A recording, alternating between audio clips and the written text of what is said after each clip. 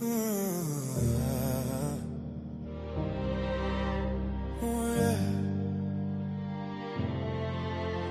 was living my life in the servitude of misunderstandings of people I love.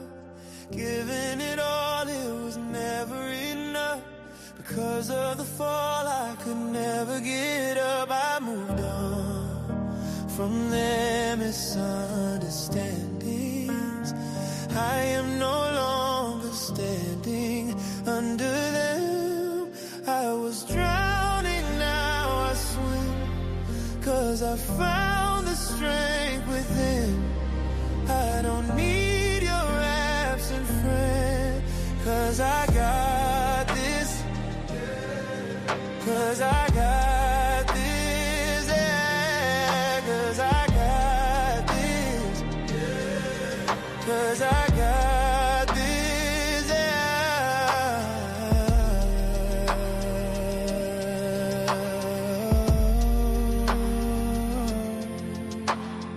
This is holy ground.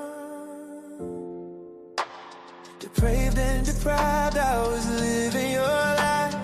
Lost in a moment with true sacrifice. Voices are plenty that never seem right. Visions, distractions that alter my sight. I moved on from their misunderstandings. I am no longer standing under them. I was drowning, now I swim. 'Cause I found the strength within. I don't need your absence, friend. 'Cause I got this, yeah. 'Cause I got this, yeah. 'Cause I got this, yeah. 'Cause I got this, yeah.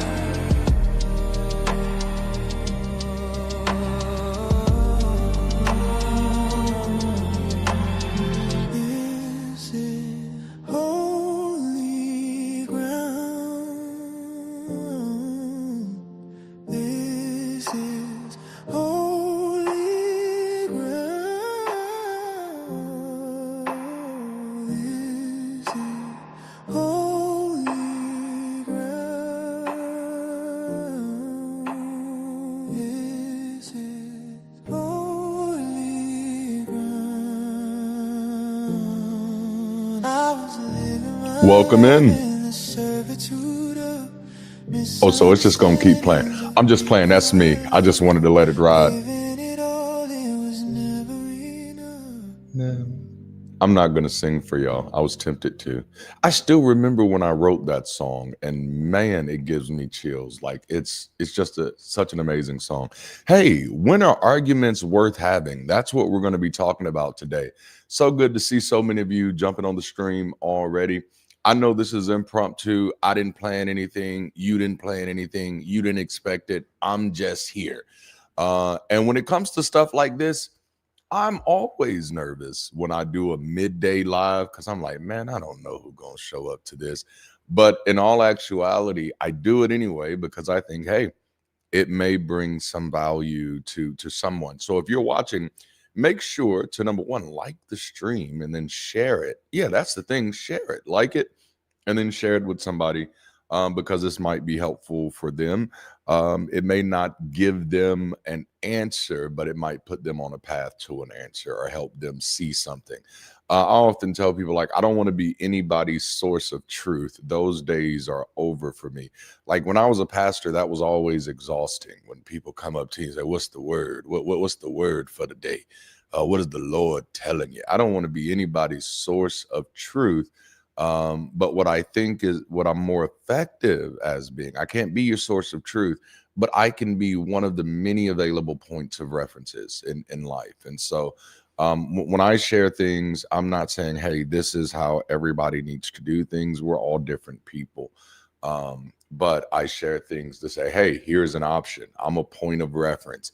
You can determine how close you want your options to be to that option. because you have to filter that through the lens of your reality, your lived experience. This is one of the reasons I'm not a big fan, of the guru culture, where there's somebody out there who's never met you and knows nothing about your life, but tells you, like, I guarantee you, I know I can give you a 5-step plan to fixing everything. And I'm like, to me, that's just as superstitious as believing that someone can pray over you or speak something into your life. It simply doesn't work that way. There is no substitute for knowledge. There's no reason for unearned certainty. And it's just not a good thing to give people place in your life. So, like, I always kind of reject that position. I don't like when people ask me for answers to questions. And it's weird because everybody like, but you talk so much. I think that you love answering questions. No, like, I don't answer anybody's questions. I help them explore, reality through a different lens. I think any of you that have been following me for any length of time, the popular imagery that I like to use is just like, we're all the blind man touching the elephant. So we can learn so much through other people, but oftentimes what we learn through other people could never be definitive because they have just as limited insight as we have outside of their context, And by far and large, if you live outside of somebody else's context, they have very limited insight into who you are. Now, if you deconstructed Christianity, you probably still live in that slippery slope where you think you know things that you don't know. You know what I'm saying? Like, you see somebody say, "Oh, I know why they doing that." Like, you ain't got a clue. So one of the things, and this is something that I took from my deconversion journey. Hey, Monica. It's something I took from my deconversion journey. Like, a lot of people, and y'all have heard me say this, but I'm going to say it till it gets old, man. A lot of people who go through deconversion or who go through any type of deconstruction, because I wasn't just deconstructing my religion when I was going through my process. I was also deconstructing my relationship to history, my relationship to culture, my relationship to relationships. You know what I'm saying? And so, hell, even my relationship to health, hello, 500 pounds lighter. Well, 400 pounds lighter. But what I did was, when I realized it, when I started going through the process, the thing that I said to myself was, most people sit down and say, man, they lied to me. They've been lying to me this whole time. And you know what? If you're between the ages of 12 and 18, maybe 12 and 21, I'll give you that. I will give you that. For me, I was at 28 when I came to that realization. And so they lied to me was useless. I couldn't do nothing with that.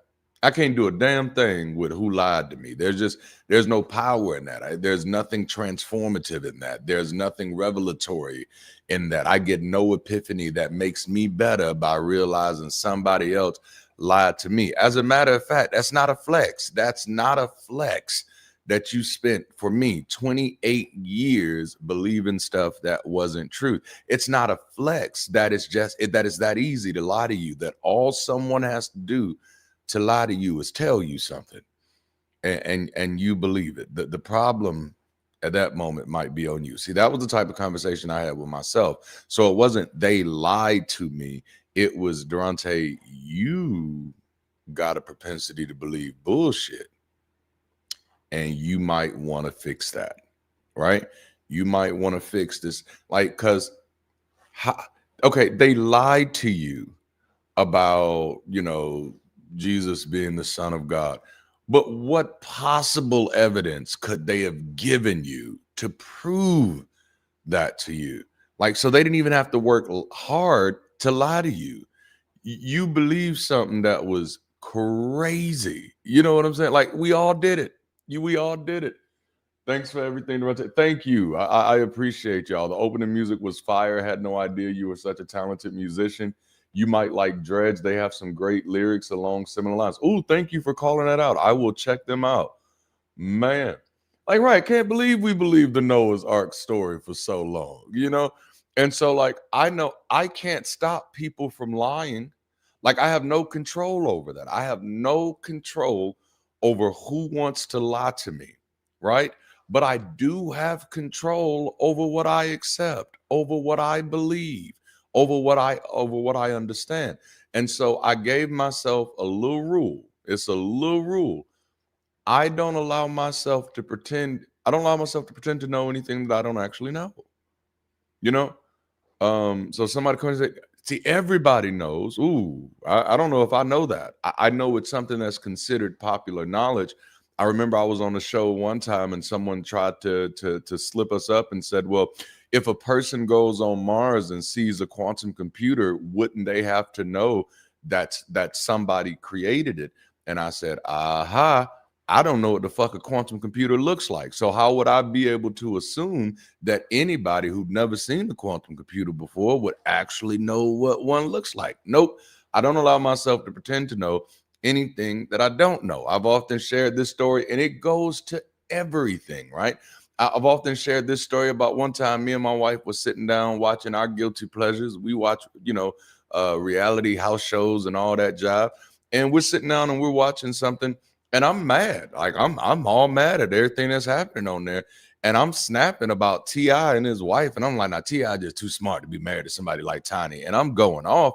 And then I realized, like, bruh, you don't know either of these people. And you is all in you all in your emotions about their relationship. You are now pretending to know people that you really don't know just because it's on television in front of you. That might be a part of your propensity to not only believe bullshit, but to entertain stuff that has no foundational impact or significant impact on your life whatsoever. And you might want to stop doing that. And you know what I did? I stopped. I said, man, let me get out them people's marriage. I don't know them. She may do something for that man that, hey, so let me get out of their stuff. All right. So I don't know how I got there, but the big point is, oh yeah, there it is. Like when you're deconstructing, you're deconverting. It's for me, it's not just about identifying who told me the wrong things, because people lie every day, even when they ain't trying to lie. Like at some point, you have to face the fact that, hey, your mama and grandmama and them didn't lie to you. They believe the bullshit too. They were just as dumb as your ass. You know what I'm saying? You come from a long line of dumb motherfuckers. That's what you got to reconcile with. You got to wrestle with it. Now, I'm not saying you got to do it, but that's what I did. Because I'm like, oh, no. I believe bullshit because quite a few people in my life believe bullshit, and that normalized it. Believing, like, you practice believing bullshit in this country at a young age. From the time you're a child, they put the bullshit training wheels on you where you gotta practice believing in the tooth fairy, and you gotta practice believing in Santa Claus, and you gotta practice believing in an Easter bunny, and you gotta practice believing that a groundhog is going to change the weather. All of these things have been practicing bullshit. You got to practice that if you whistle in the house, it's going to bring 7 years of bad luck. See, we've been practicing superstition for so long that many of us don't realize that learning is something that we never actually started doing. All right, that's not what I'm supposed to be trying to talk today. That's not what I'm supposed to be talking about today.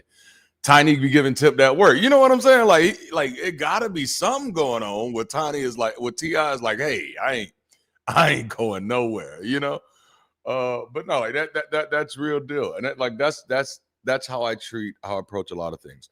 So listen, what we're doing today is I often get a lot of email messages, DMs, text messages. People have a lot of questions. And I told y'all, I don't like being that's hilarious. I tell y'all, a bloodline of fools, man. I tell you, I don't like being people's source of truth. So I don't always answer people questions when they ask me. I'm like, what makes you think I'm uniquely qualified to answer specific questions about your life? You don't know me like that. I don't know you like that. And I don't want to set up those false expectations. But every now and then I get questions that are either more grounded on me, or questions that I feel are broad enough where, like, hey, I not only do I have an answer for this, but I have a conversation for this. Man, oh, you was Jehovah's Witness, Monica. Dang. Oh man, see, like we're gonna have to make up some Christmases for you. Okay, we're gonna have to get some Christmases for you and take you back on a winter wonderland, man. Like, wow. Yeah, J Dubs had it hard. You couldn't do Christmas, you couldn't do birthdays.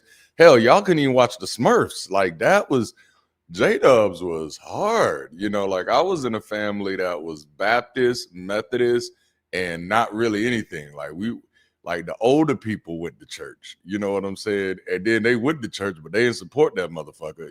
Like we just here. We go here because we supposed to. But yeah, we got, and that is something, man. We I think that's something we can do in the post-religious space and something that we should do. And I'm saying it's sort of tongue in cheek, but you have no idea how healing that could be to start sponsoring some secular Christmas stuff for folk who didn't get to have Christmas. Now I had it. I'll tell you, it wasn't all that. If you broke, Christmas is stressful as hell. I'm talking about even for the kids, because you trying your hardest not to get your damn hopes up.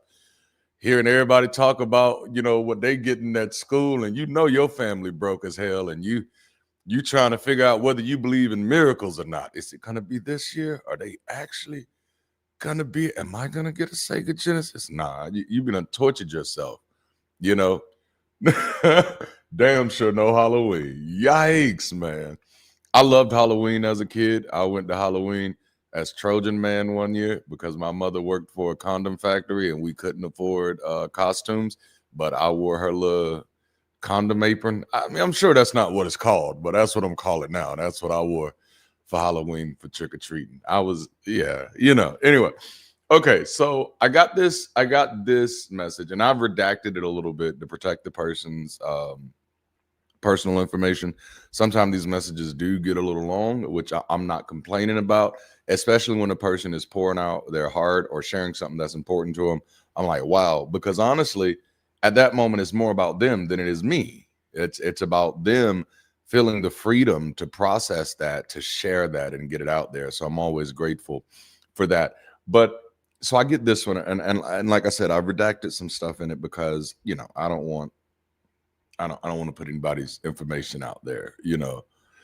Solstice is based on reality. It's what we celebrate in our house with decorations and a special meal. I love that.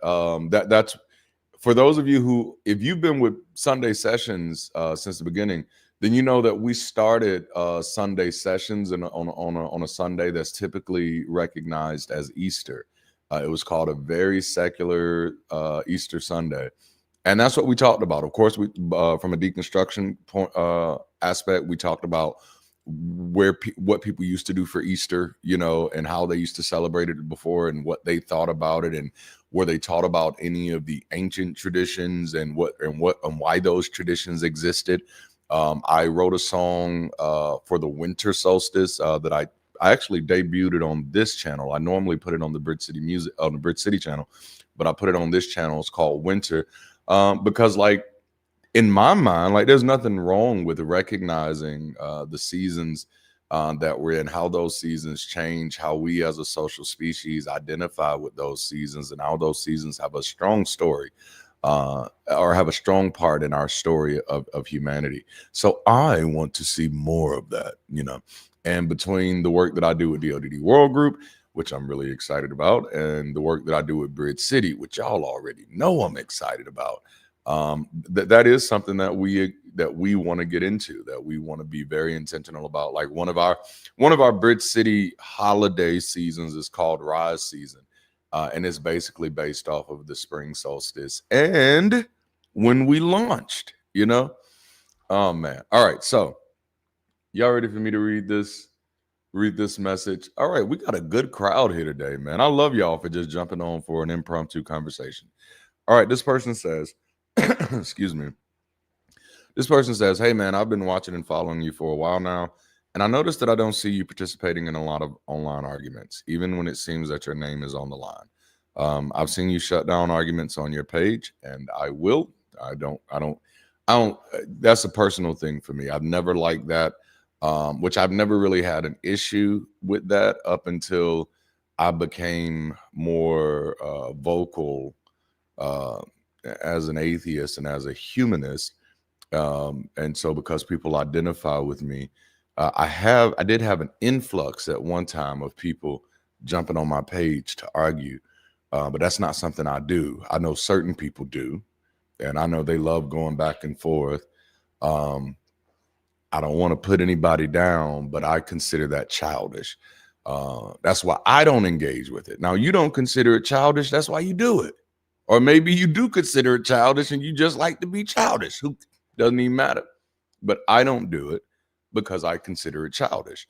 And so anybody tries to do it on my page, I shut that shit down. I ask you nicely, hey, don't bring that here. You can message me if you want to, and I'll either engage or ignore you. Those are the options in real life. Just because we're online doesn't mean you get to force me into a conversation. I will either engage or ignore. And either way, it's my prerogative, So yeah, I do shut down those pretty quickly.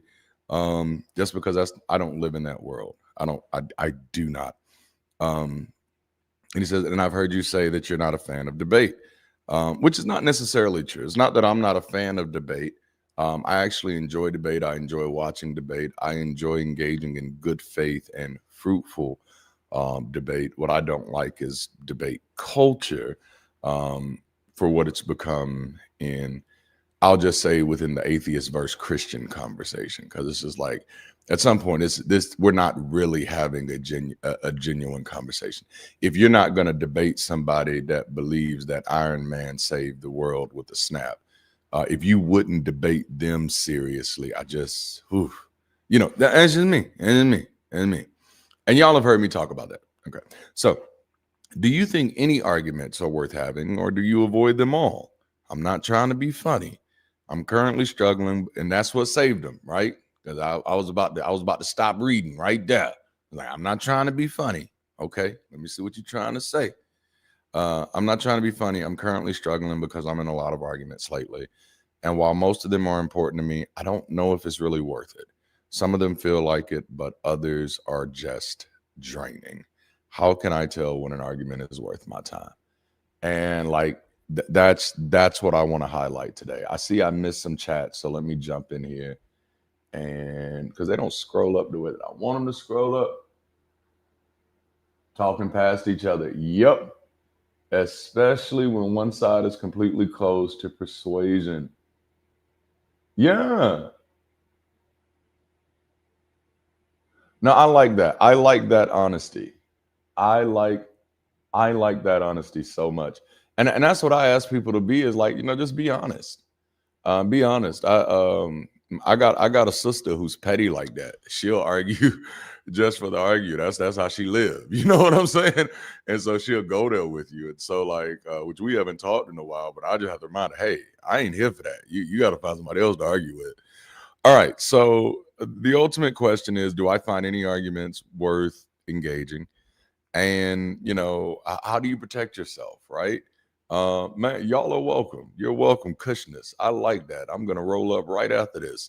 For me, it's a few things, right? I had an epiphany back in 2015, the year after I deconverted. I had an epiphany, and that epiphany was recognize other people's trauma cycles and refuse to join them. Because sometimes you're not even being invited into an argument, you're being invited into a trauma cycle. Okay. So there was a huge issue that happened back in 2015 that I almost got pulled into. And I remember like I'm gonna have to get the details, but only the people who know the situation would know what I'm talking about. But there was a pastor who was accused of cheating on his wife with some people in his church. And it was still like on a hush hush, but it was also like, oh, everybody know that this guy be cheating on his wife type of thing. And it was just like the hush hush was starting to evolve over. And some people had confided into me about what was going on. And watch this, by them confiding into me about what was going on, and because I was a staff member at the church, like I felt responsible for everything. I was like, oh, snap. And the thing kept bubbling And I remember sitting down talking to my wife, and I'm like, man, because people's relationships were getting impacted by everything that was going on. And it was just really, really negative, but there was some factors that I was paying attention to. And I told my wife, I said, I feel really bad. Like, I hope I'm not the one that caused all of this, because the person came and told me. I said, I hope I'm not the one that caused all of this. And I remember that was a very familiar feeling. And I was like, Darante, you're doing something that you always do.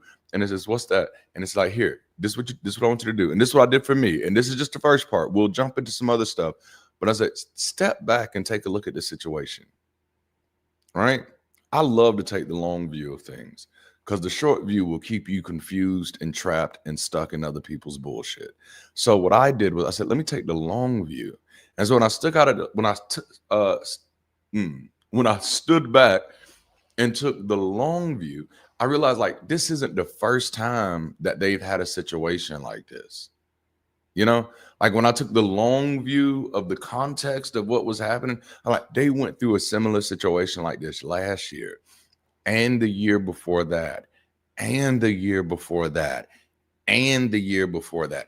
These people are trapped in a trauma cycle that they are refusing to engage. Therefore, you can refuse to join them, you know, of the absurdity of their replies. You know what I'm saying?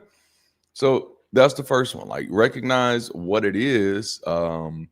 Like, there was some, and that may be what the person is responding to. Like, some people were trying to create some drama around, on my page about something that had absolutely nothing to do with me, but was hoping perhaps to use my name or whatever, my image or whatever, to give some credibility to the thing that they wanted to fight about. And it's like, oh no. You don't get to bull guard my page for your agendas. You know what I'm saying? Like, the only way we work like that is we have to be in partnership. But if we're not in partnership, you don't just get to, jump in. And at first I was confused. I was like, what is going on? Because he wasn't even people I knew. You know what I'm saying? Like, it's like, what? And then I realized, oh, Darante, they do this every year. This is a thing for them. This is their trauma cycle. So one of the reasons it's hard to get me into arguments is because I'm really good at paying attention to when this is more about you than me. This is your thing. This is some personal problem you have, and I'm not your therapist, so I'm not going to be the one to fix it. So recognize trauma cycles and refuse to join them. So that was just one part. Sometimes it's not even about the argument for me. It's about, is this a cycle for them? Is this just because if it's a cycle, then there's no fruit out of this. There's nothing meaningful that's going to come out of us going back and forth. This is what you do every year around February for whatever reason. Now you got to you have to get some introspection about yourself. But if this is just another cycle, then there's nothing I'm going to be able to do to fix it. You have to break your own cycles. Okay. So in all honesty, I'm more interested in conversations than arguments. All right. And this is gonna rub some of y'all the wrong way, but it is what it is. Everybody don't qualify to have a conversation with me. You know what I'm saying? Like, I'm friendly, but I'm not that damn nice. Everybody does not qualify to have a conversation with me, And that ain't because I feel like I'm all big or bad, and which I do feel like I'm all big or bad. That's how I got here. You got to feel like it before you get there. That was my revelation in 2014, bruh. That ain't nobody gonna treat you like what you ain't gonna treat yourself like. Because again, y'all know I found out I was wasting a lot of my time.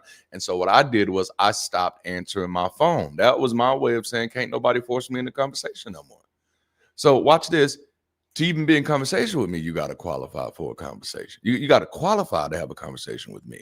And if you don't qualify for a conversation, an argument is not even on the menu. Now, everybody can get a high and a buy. But if you want more than that, there has to be something involved in this, something meaningful, Yes. I sometimes try to engage Christians on the Bible, but usually they either haven't read it or words don't mean words. So it's pointless. And that's exactly some of the things that we're going to get to in today's conversation. So number one, like, if you don't qualify to have a conversation with me, an argument is not even on the menu. Like, you don't get to skip the conversation qualification to go to the argument. Like, that's just not how it works. Like, I'm not a like a real rank type person, but when it comes to relationships like that and getting that access, no, you got to go through the right processes, man. I'm like Big Red when it comes to that. My office hours are. Somebody gonna catch that reference. All right, so if I am in an argument with someone, if I'm willing to engage in an argument with someone, then my goal in the argument is to get us back to a place of conversation. An argument is an escalated disagreement. It means we disagree on something, and that disagreement has escalated. That's what an argument is. So worth it depends on what happens after de-escalation. Okay, like I like to call it time traveling. Some people get mad, but it is what it is. I'm me. I ain't got to be you. You call it whatever the hell you want to call it. I'm gonna call it time traveling. You in your mind have the ability to time travel to several different possible futures of that conversation and determine if it will be worth it. You can time travel to the end of that conversation. Fast forward, skip to the end. Okay. Now, because there are variables, there are multiple possible endings. Review a few of those possible endings in advance, and I promise you that'll help you with determining if an argument is worth your time. But first of all, you have to find out if you're even the person who would do, if you're even the type of person who would do that math. You know what I'm saying? Because like one thing that used to piss me off when I used to counsel people is I do all of this work to give people tools, exercises, resources that they could use in a heated moment. I'm like, hey, use this. And then they be like, yeah, Pastor, when we got mad, all that went out the window. Heifer, you ain't even trying then. Don't waste my damn time like that no more. Don't come to me asking me to counsel, which I don't counsel people like that anymore anyway. But don't waste your time coming to me, asking for counseling on stuff if you're not even going to use the tools, right? So worth it depends on what happens after de-escalation. And so you have to kind of figure out like, if you're, how easy is it to get you in an argument? Because if your argumentation is reflexive, then nothing I'm going to share with you is going to be helpful until you know how to slow yourself down. Like you got to know how, like, oh, is that worth my time? Like it, oh, damn. Okay. If you have a hard time knowing when arguments are worth your time, you probably have a hard time knowing when other things are worth your time as well. And so you might spend a lot of time wasting your time. So it's not even about knowing which arguments are worth it or not. It's really more so about learning how to stop living reactively, stop living reflexively, and to give yourself time to do some introspection and respond. Can there be some workshops for deconstruction, or are the talks basically that? We actually have we have a deconstruction club in Bridge City Global, and that's pretty much what they do. All they're doing is talking about deconstruction, working through deconstruction. We have a few deconstruction events that are going to be hosted through there. The content of science to people who have been coached to dismiss it or interpret it beyond recognition. Absolutely.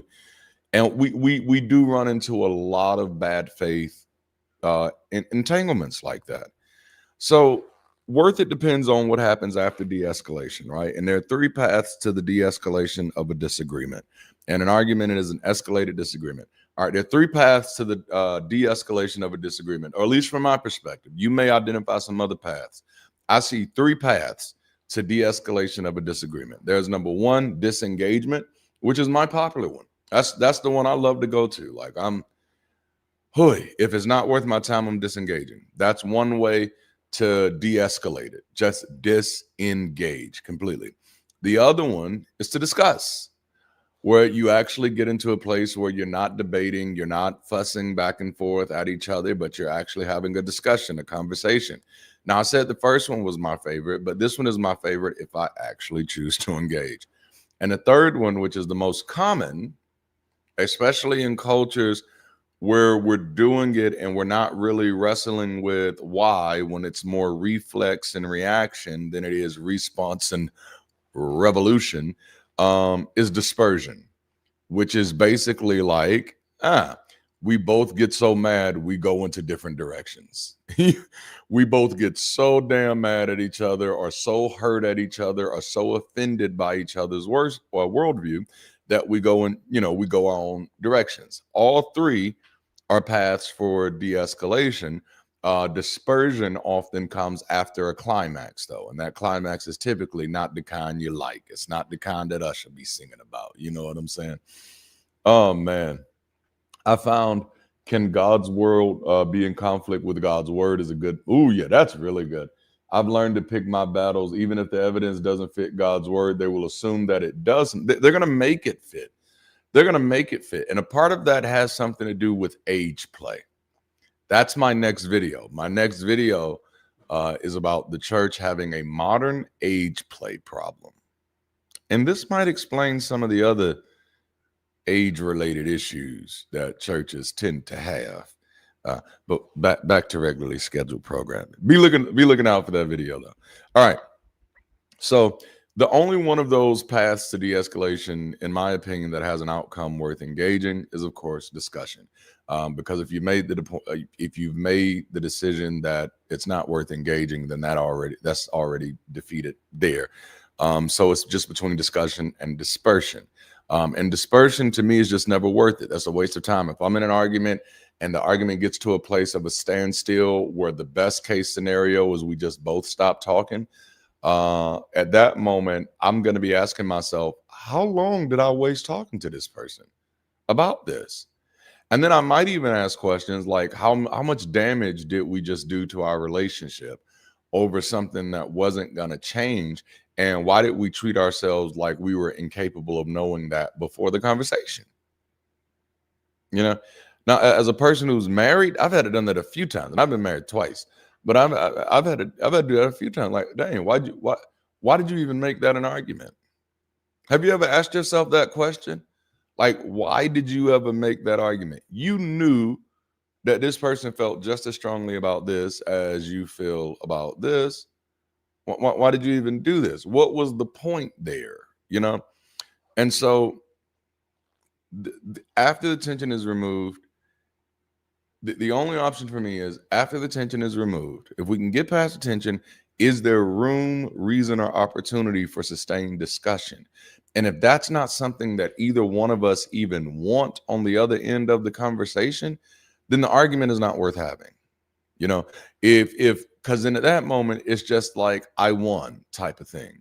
And I'm not 7 years old anymore, so I don't need that type of validation. I don't need, just for you to tell me I won, or just you to tell me that I'm better than you, or anything like that. That's weird.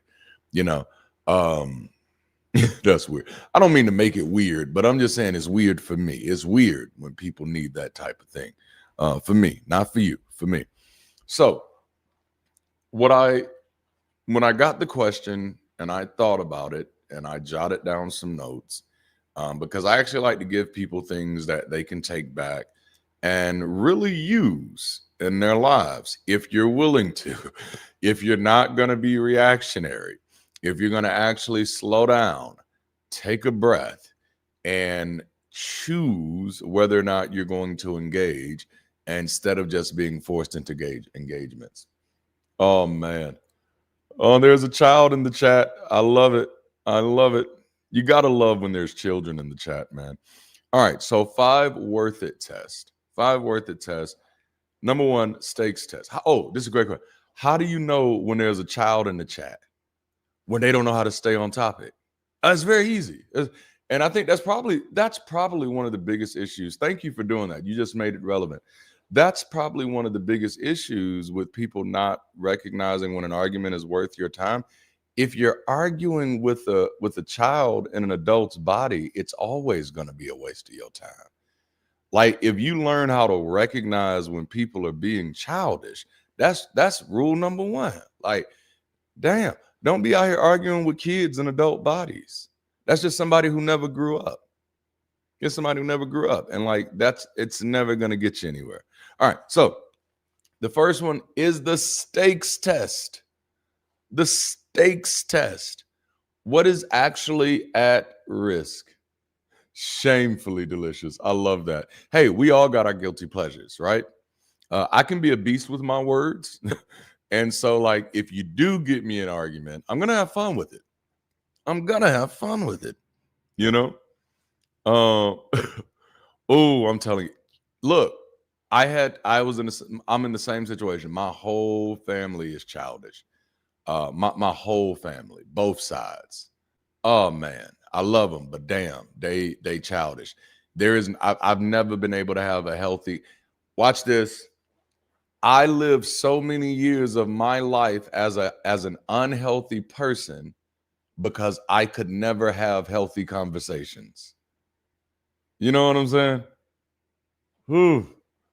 You know, I spent so many years of my life as an unhealthy person because there was no such thing as healthy conversations in my life. You know, I had to finally get, like, again, 28. It took me to 28 to realize, like, and I wrote about this in my book, Black Non-Believer Next Door, shameless plug. But I wrote about this in my book that I had to get to a place where I realized, like, oh, like I struggled so many years thinking, oh, they just don't like me. They just don't like me. They just don't like me.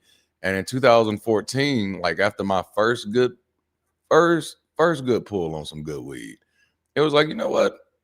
I don't think I like them either. And it wasn't just a thing about not liking them. It was like, I don't like being in a situation that's not healthy. And I don't have to stay in it just because we blood related. You know, see, this might give you some insight into why I approach arguments the way that I do. Because if I don't even cut my family slack, like, no, like, I don't know if y'all realize this about me, but I am number one priority in my life. I am the God of my universe, worthy of all the worship and all the praise. First consideration all the time. And so that's where I live now. If this is not healthy for me, I want no part. If I can't engage healthily, I want no part. That's how I keep myself from getting stuck in regrets. You know how many people I talk to on a weekly or monthly basis who is stuck in regrets? And what I mean by that is they're in a situation they regret being in, and yet they stuck. I don't do that. I don't stay stuck. The moment I realize this is not healthy for me, I get up and go because I'm a free human being, and I'd expect other people to do the same thing. But damn. All right. So what are the stakes? What's actually at risk? Like, this is it worth it to have this argument? What are the stakes of the argument? It's worth it when the outcomes touch safety, dignity, money, time, trust, health, or rights. If it impacts something that is deeply important or deeply viable, something that is of utility for my life, then this conversation has to be had. My life or somebody else's life. It is not worth it if it's just ego, trivia, vibe checking, or I need you to admit I'm right. I'm not your Steve Harvey, so I'm not here to answer your trivia questions. You know what I'm saying? So if it's just ego, if it's just vibe checking, I'm just trying to see if you one of us. I'm just trying to see if you really is who you say you is. Ain't no grown folks got time for that. That's high school shit. No. If you out here paying grown ass bills, you know what I'm saying? Raising kids. I got 4 of them. You know what I'm saying? Raising kids. Then, like, ain't nobody got time for that. Lord, there's a fire out here. Ain't nobody got time for that. Come on now. I like that. Being selfish. It's a natural instinct for a reason. It can get out of hand like any other instinct, but just like eating and sleeping, it serves an important person. I like that. I'm the God in my universe. You know what? We're going to have to put it on the shirt, Monica. We're going to have to put it on the shirt. And so the question of stake is, will the outcome of the argument, if successful, result in preserved or provided safety for a person, place, or thing. You know, like that's the stakes test. If this argument, if this argument is successful, is somebody's safety going to be positively impacted? Is somebody's dignity going to be positively impacted? Is somebody's money, is somebody's money going to be positively impacted? It's going to help somebody save some time or get some time back. Is it going to impact anybody's health or anybody's rights? If not, it kind of fails the stakes test. And what the stakes test is asking, even if and I know this is going to be hard for some people, because some of you have convinced yourself that, yeah, it's going to pass the stakes test, because then they're going to believe what I believe. But then even if they believe what you believe, what does it change about the outcome? And that's what the stakes test is about. What the question that is really asking is that, are either of us close enough to the context or the circumstance to have any impact on the outcome? If we're not, we're probably leapfrogging and putting the cart before the horse. There's probably something else we should be talking about that's a little bit closer to what we can do. And because we're skipping dealing with what we can do to talk about which one of us is right in an area that neither one of us has stakes in, then at this moment, we're no different than two school kids arguing back and forth about their favorite color. Whew. You know what I'm saying? I am the captain of my soul. Jalapeno. Can I get a hell yeah? You know? And so that's that. At the end of the day, that's not even just about utility. It's about genuineness. Like, bruh, I ain't trying to convince nobody to see the world the way I see the world unless I'm trying to get them to sign up to help me do something. So which means that I'm not arguing with everybody who has a different worldview. I find that to be very interesting. Like, you find out somebody has a different worldview and you got to argue with them about it. Were you surprised that out of 8 billion people on the planet that somebody saw the world differently than you? Are you surprised that out of 8 billion people on the planet, somebody can go through life and come out of that motherfucker with a different opinion than you? No, that's superstitious. I'm never surprised when someone has a different or even offensive worldview than mine. It's not shocking to me. And I'm not immediately like, ooh, let me go police their worldview. Number one, because I'm not a fascist. You know what I'm saying? Like, it's their job to police their worldview. The question I have to ask is, how close am I to make a difference? Again, going back to the T.I. and Tiny situation, I have an opinion about their marriage. How close am I, no matter how many people I get to agree with me about the opinion, how close am I to the situation to even have a fucking difference? Like, I'm not even close enough to make them mad about my opinion. You see what I'm saying? Like, critical thinking is more than just for religion. Critical thinking is more than just for how I engage superstition and faith and beliefs about gods and miracles and fairy tales. Oh my, it's about how I engage life. So the stakes question is about, who does this help?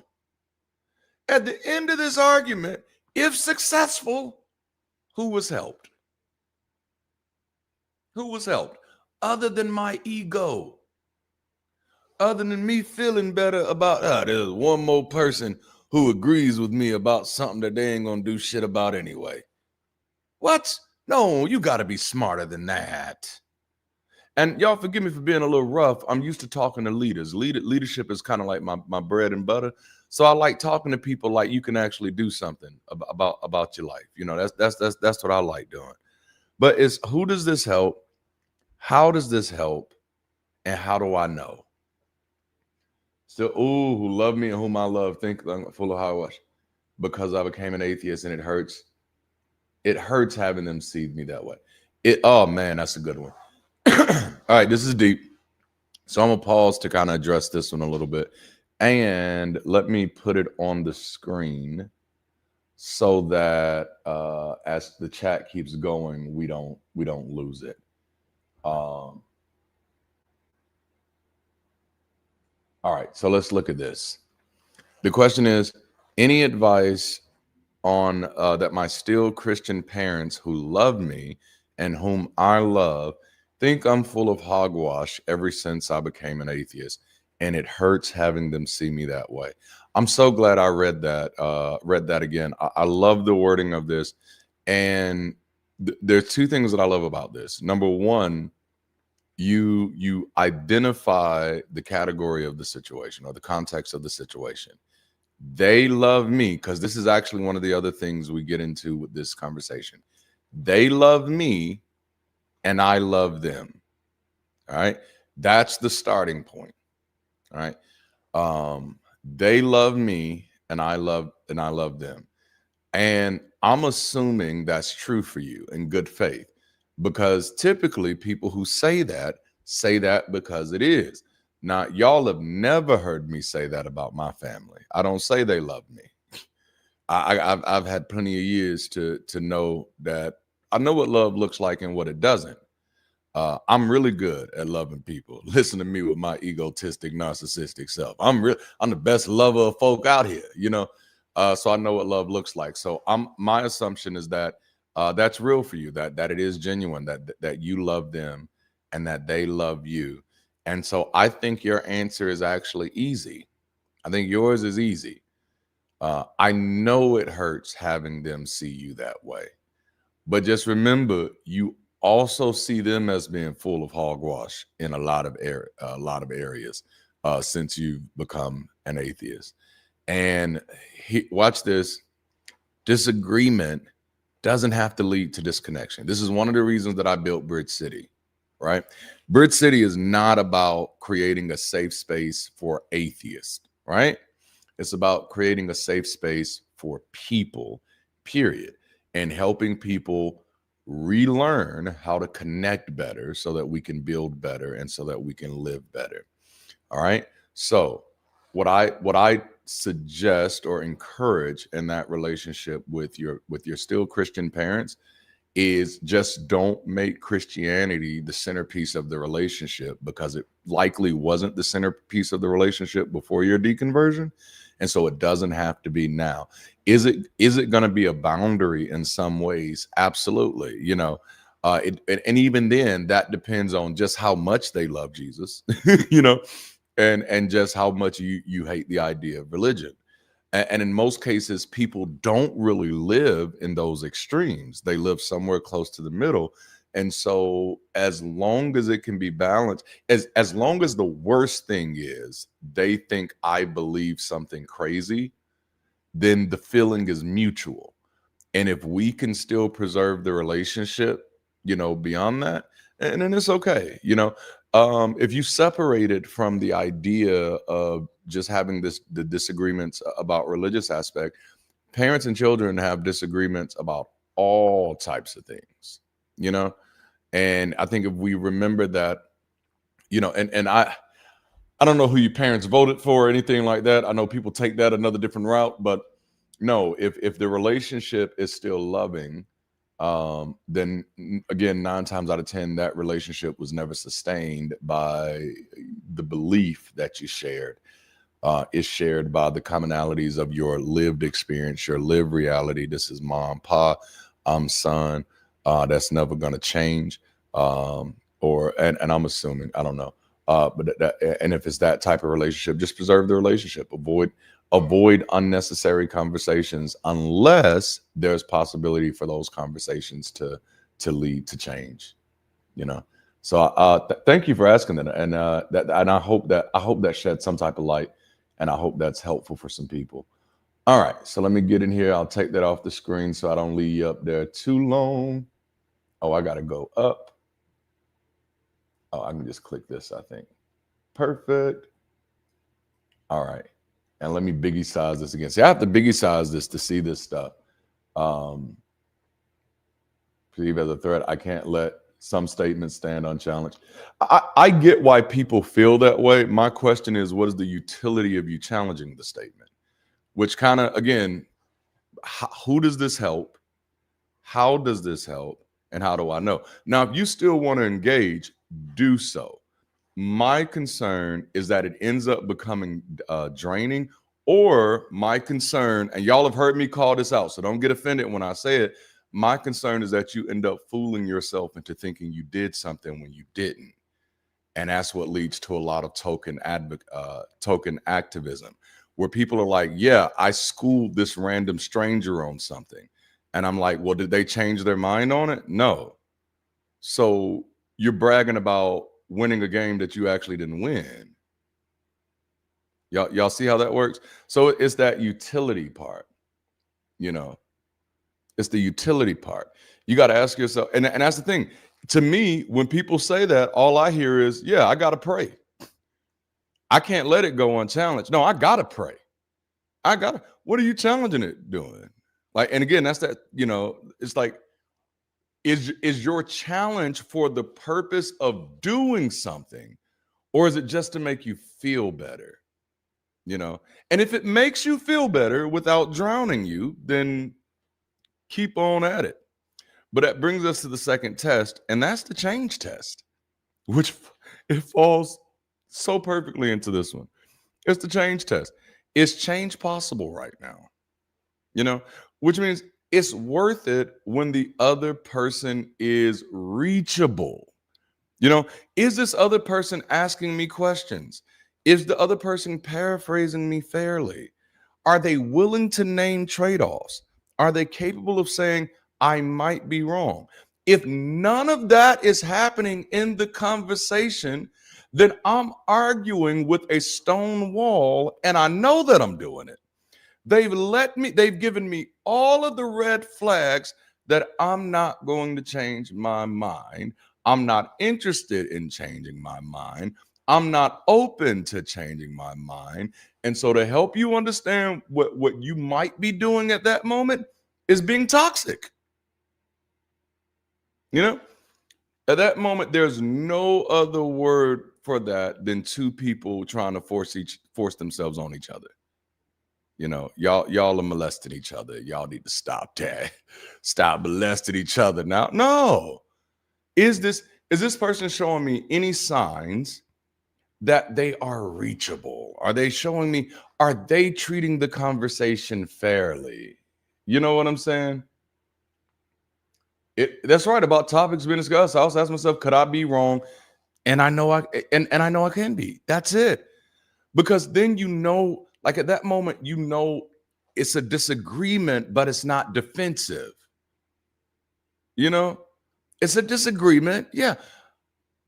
But I'm not going to be in something where I'm defending myself, especially against someone who's not going to change. I'm not going to defend myself against you. I'm going to annihilate you. I'm sorry. Okay. So not worth it when they're performing for an audience, when they're locked into an identity defense, or they're only trying to win, which means the same thing for you. It's not worth it if you're performing for an audience, if you are locked into an identity defense, because at that moment, then you're not even defending the ideas anymore. You're defending the identity, or if you're only trying to win. The best case scenario, and this is what I mean by time traveling. This is what I mean by time traveling. The best case scenario is that both of y'all feel like y'all won. Both of you feel angry or hurt by the other person. And absolutely nothing or no one experienced any meaningful or fruitful change. And so then at that moment, I encourage anybody to ask, if all of the things you're depending on changes are maybes and might be's, then you might still be in that superstitious mode of engaging other folk. And most importantly, there may be something else you could be doing that's actually more productive, more effective, and more worth your time. See, I'm very protective of my time because deconstructing helped me realize that I had wasted my time. So I don't waste time. That's how I keep a beautiful smile on my face, man. I don't waste time. And so ultimately, you end up creating harm in each other's lives for no practical reason. And neither one of you are better for it, you know? Which brings us to that third one. And this is probably the most important one.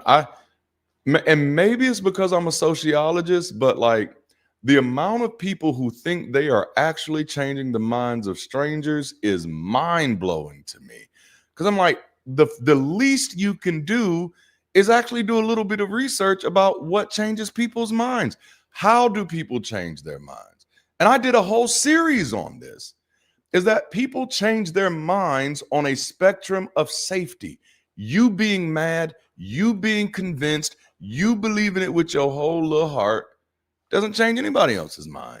You dropping any amount of facts you think are absolutely validated doesn't change anybody's mind.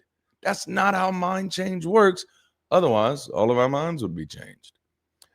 We change our minds on spectrums of safety. Okay.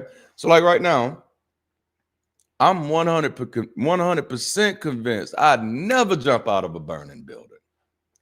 There's no amount of conversation you can have with me. I'm sorry, not a burning building, jump out of a building. There's no amount of conversation you could have with me to make me jump out of a tall building, unless you can demonstrate that the current building I'm in is on fire and jumping out is the only way I can remain safe. You know what I'm saying? And so this is why a lot of online arguments fail. And boy, I'm about to dig in y'all ass now. This is why a lot of online arguments fail, is because you don't even give a damn about the person you're arguing with. Because if you did, you'd actually be looking for a way to win. And your way to win is helping them identify safety. One of the reasons I'm so successful is because I don't argue with people. I argue with the ideas. The ideas are the problem to me, not the people. I want the people to be safe because I know the damage that the ideas have caused. But as long as your posture is the person is a problem, then you're going to push them further and further into defensive posture. Which again gets us to this third one. It's the relationship test. Here's a question you want to ask yourself when you're getting ready to have an argument with the relationship, about the relationship with the person you're about to have the argument with. Is this relationship an asset, a liability, or non-existent? And man, all three are important. You know, all three are important. Okay. It's worth it when the relationship is valuable and the argument impacts how to keep it functional. It's not worth it when the relationship is structurally unsafe, contempt, manipulation, or intimidation, and the argument is just another round of harm, nor when the relationship is non-existent. So if the relationship is structurally unsafe, my engagement is likely a trauma response that keeps me trapped in unhealthy dynamics. And this is what I see in a lot of online argumentation. What a lot of people call, I can't let that go unchallenged, is your trauma response to unhealthy situations. It's the thing that keeps you stuck in unhealthy dynamics. So even though you know it's not helping, you will make up anything to make yourself believe that is helping somebody, even if you have no evidence that is helping anybody, because it's not even about helping. It's about answering your trauma response. And that trauma response is keeping you trapped in unhealthy dynamics because health is no longer a standard for you. Is that good? Is that good, y'all? It's what I call a plea for help in the wrong direction. That relationship isn't healthy enough to help the conversation. Relationships matter so much. right? So if the relationship is friendship, kinship, partnership, membership, or mentorship, and the conversation impacts the functional dynamics of our relationship, the argument is always worth having. If we're all committed to preserving the relationship. You know, I don't argue with people I'm not in relationship with. Period. Period. Because the moment, watch this, if I'm not in relationship with you, I don't know nearly enough about you to be able to truly critique why you stand where you stand, why you feel the way you feel. And because I don't allow myself to pretend to know what I don't actually know or what I haven't tried to know, then I know I run the risk of stepping on so many mines in your life, stepping on so many triggers that I don't even know if I'm having a conversation with you or your trauma because I don't know you like that. And that's the same way. Like, I think the internet has convinced us that we know people who are actually strangers. And I think this leads to us doing more damage than good because now people are painting the whole world based off of how they interact with people online and not how they interact with people in reality. So now almost everybody's life is defined by social media's perspective, not by their neighbors, not by the people they go shopping with, not by the people they go, they live with, not by the people they in the malls with. I don't know what else other Americans do other than shop. You know what I'm saying? Not by the people they in the restaurants with, but just by the people they see online who they actually have no relationship with whatsoever. Which I'm gonna be honest with you, that is a cheap route out. You're telling me you can have a full-on conversation confident that you're going to convince a stranger, but you cannot have the same conversation with your neighbor? You have to think about what that actually says about your intentions. If this is about people, then the most effective way to reach people is to start with the people you know. So I don't argue with people that I'm not in relationship with. Like if I just had two general rules of thumbs for thank you so much. Y'all are too nice. If I had two rules of thumbs, just simple ones, just if you want to throw all this out the window, and these are like me. I'm not saying this is advice. This is me, right? I only argue with people I love over things I love. You know? If I'm not in relationship with the person who's trying to pull me in an argument, the first thing I do is I warn that the approach is inappropriate. And sometimes you've seen me do this on YouTube. Someone, especially in my early days when I had more time to respond, people would always try to pull me into an argument. The advice I'd always give is, hey, go find someone who you're actually in relationship with to have that conversation. Because the odds of you, a random ass faceless stranger on YouTube commenting in negativity, actually working to change my mind is not very high. Not very high. Statistics isn't my favorite subject, but the probability of you being a random ass, faceless ass, nameless ass, AI image generated ass, and then you come into my life not knowing anything about me, thinking you're going to change my mind just because you want to. You sound like you're 7 at that moment. To me, and I'm not saying you are 7. I'm saying you sound like you're 7 if you thought that was going to work. Now, see, I love that. I do that actually. All my neighbors are pro-science. Now, that's where it starts. That's where it starts. That's where it's most effective. It's the relationships. So if someone comes at me trying to pull me in an argument and we don't have a relationship, I typically warn them that the approach is inappropriate. I'll let them know some way. It's not always nice. It's not always nice, but I'll let them know, like, hey, I don't know you. You don't know me. And so what you don't know about me is that I don't believe in astrology, but I am a Taurus. And so I am a bull. And so people who really know me have a hard time changing my mind. It's damn near impossible for a stranger to change my mind. And it's also just from the standpoint that I don't owe you that. You're a fucking stranger. No. Like, do you know how bad, do you know like how fucked up of a person I'd be in life if I felt like I had to respond to every stranger who had an opinion about me? I've been that person. I was a pastor for 2 decades. It don't make you healthy. It don't make you healthy. I'm telling you. At least it didn't make me healthy. Maybe you grew up on a different milk than I grew up. You know what I'm saying? But it did not make me healthy. So someone wants to have a argument with me and we don't have a relationship. I warn them like, hey, we're not going to do that. That's a little inappropriate, you know, because and watch this.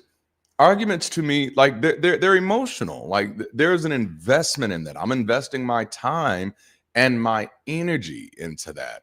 I'm very protective of my time and my energy. And so like if you're not really within my space, going back to that kind of being the God of my own universe thing, if you're not really within my space, why would I be sending my time and my energy outside of my space?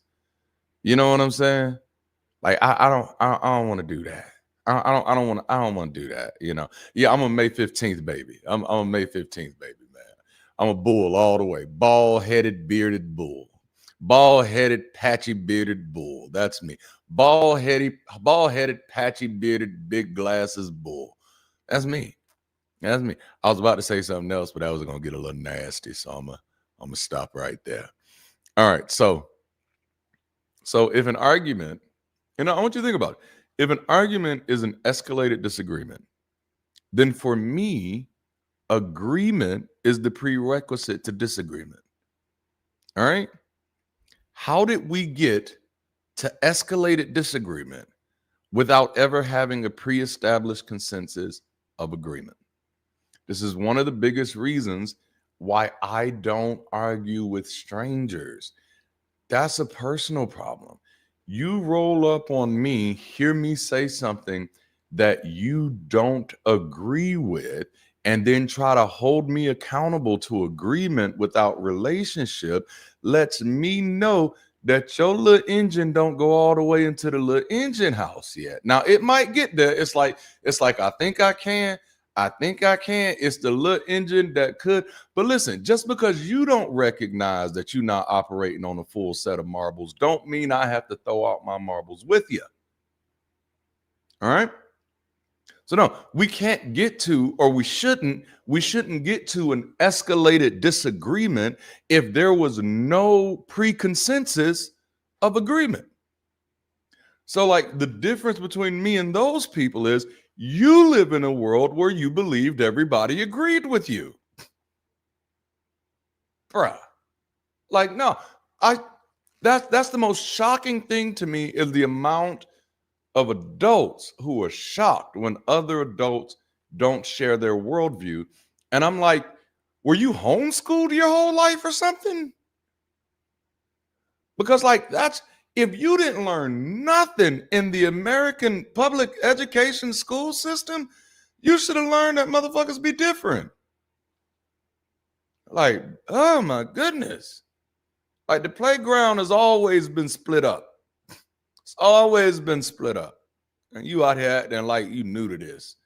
Acting brand new. Like, wake up. Wake up and recognize. All right? I'm sorry.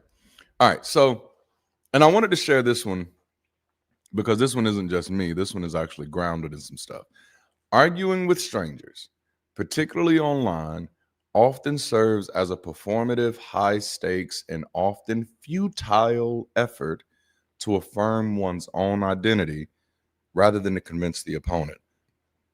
And I'm telling you, there are better ways and healthier ways than to affirm your identity. Okay? If the affirmation of your identity is tied up into who you defeat in arguments, I want to be the first person to tell you that you're likely not living in a healthy space. That's not how you should define your identity. Your identity shouldn't be defined by what you won't let stand. It should be defined by what you stand for. Damn, that's good. Anybody can knock somebody down. Who can stand up? Who can stand up? You know. So, and this was come to according to the analysis by What to Do About Now. It's often a self-validating behavior that can lead to unproductive, stressful, and at times volatile confrontations, which I ultimately think is what the person who messaged me was wrestling with. They're realizing that I'm doing these things that are really important to me, and that's what they said. Some of these conversations are very important to me. And look, I used to be that way too. There were a lot of things that I did that were very important for me, but then I remember, or not remember, but I came into the realization that important is not the standard, because important can be objective. The question is it beneficial? It's important, but is it beneficial? And that's what this person is struggling with now. They're struggling with, or when they sent the message, I don't know if they're still struggling with it, but they're struggling with, like, I'm having conversations that are important. I'm having arguments that are important, but I'm not feeling the benefit. Where's the benefit? And so this is how we get there. Oh, I love that. What door or window? I love it. So the next one is a clarity test. And this is one of my favorite. I think this is the one that makes me like a viper. This is the one that makes me like cold-blooded sometimes. Again, you do not want to try to, you don't want to try to persistently invite me into an argument, because all I'm really going to do is cuss you out and then ignore you. Because I'm like, who the hell are you to try to force me into a conversation? Like, don't do that. Don't do that. You know? So it becomes, let me see. But what if they disagree with what you stand for? My friend got angry when I said what I'd do if I was in debt, like he was. He said, I don't give a fuck. Well, oh, dang, that's funny. I don't. See, that's a different situation. That kind of seems like you were given unsolicited advice. So that's, I don't know. Like, that's another thing. Like, I worked on an article called "The Art of Being Helpful," and it's never helpful to walk through a door that other people didn't open. And so if that person asked, hey, what would you do if you was in as much debt as I did? Then it's absolutely fine for you to offer your opinion. Access doesn't mean you get to override people's boundaries. So you don't get to say, well, because you're my friend, I get to say to you whatever I want to say to you about your situation. They still have to be willing to open that door. And if they don't open that door, then they're absolutely right to get angry with you. You're violating a boundary, you know, and that boundary probably comes from a little bit of place where you're just like upset with seeing them do things to their life. But it's just like, that's the thing. Friendship isn't ownership. You don't own their life. Everybody's journey is their own journey. And I'll say this as a Taurus, your advice about what you would do should be for you. Yeah, he's asking you for money. If someone asking you for money, you say no. He's not asking you for advice. Do you see the difference there? And you're thinking, because I give you money, I can give you advice. You're thinking that money gives you some type of control in somebody's life, when the whole purpose of you giving the money was self-validating, not to help. Right? And so, like, and that's why you go back to help. Well, if I really want to help and I know that you're not going to do what you need to do with the money, then I'm not going to give you the money, and I'm going to say no. But for me to give you the money and then try to give you advice that you didn't ask for, I can't be mad at you that you get angry. You know, because if anybody gave me advice that I didn't ask for, no, I asked you for $20. Well, if I was you, you could just say no. Just say, no, I'm not giving you the $20. And if that person asks, why aren't you giving me that money? Now that door is open for that conversation. But we have to break that habit of trying to force what we do on other people. You not them. They in their situation because they not you. You know what I'm saying? And if they know you, they probably already know that you do things differently. Now, here's probably the real tension. And this is good because I've been here with my friends. Here's probably the real tension.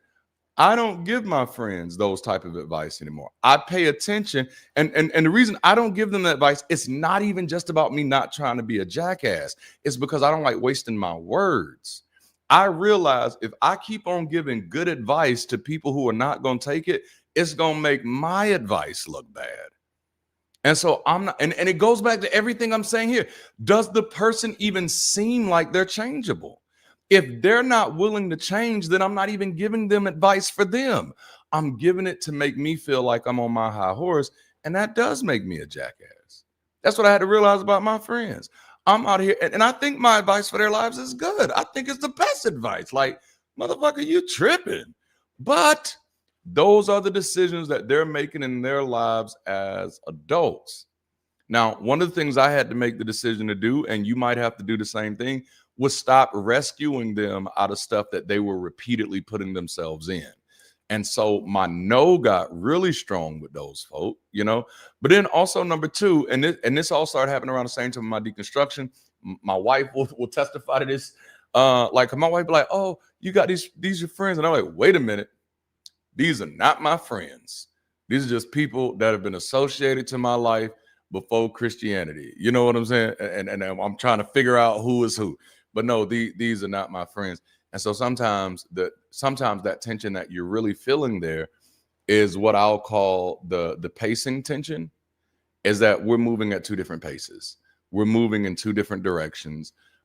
You're still having to figure out, you know, what you want to do financially. And I've already figured out that I don't want to be broke.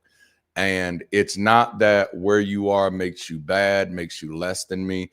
It's just that as long as we're in each other's life, I'm either going to aggravate the hell out of you with advice that you don't want, or you're going to aggravate the hell out of me always begging me for my shit.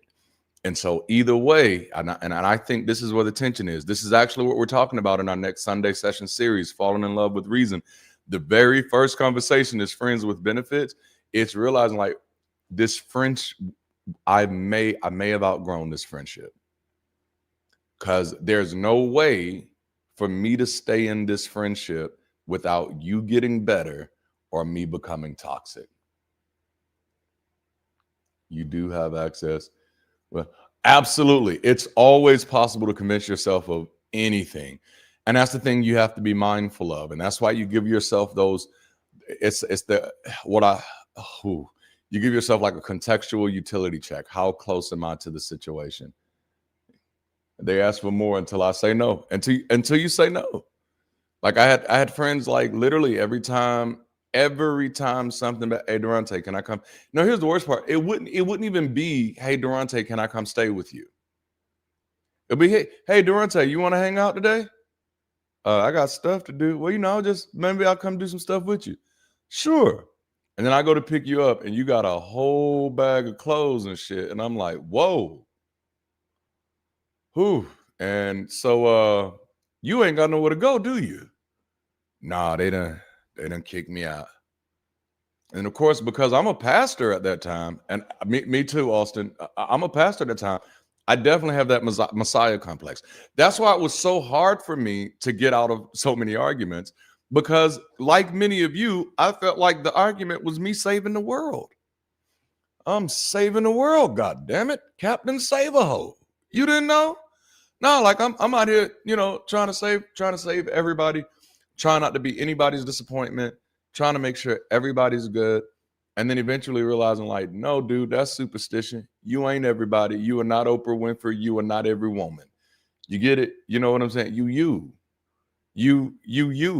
And that's all you can be.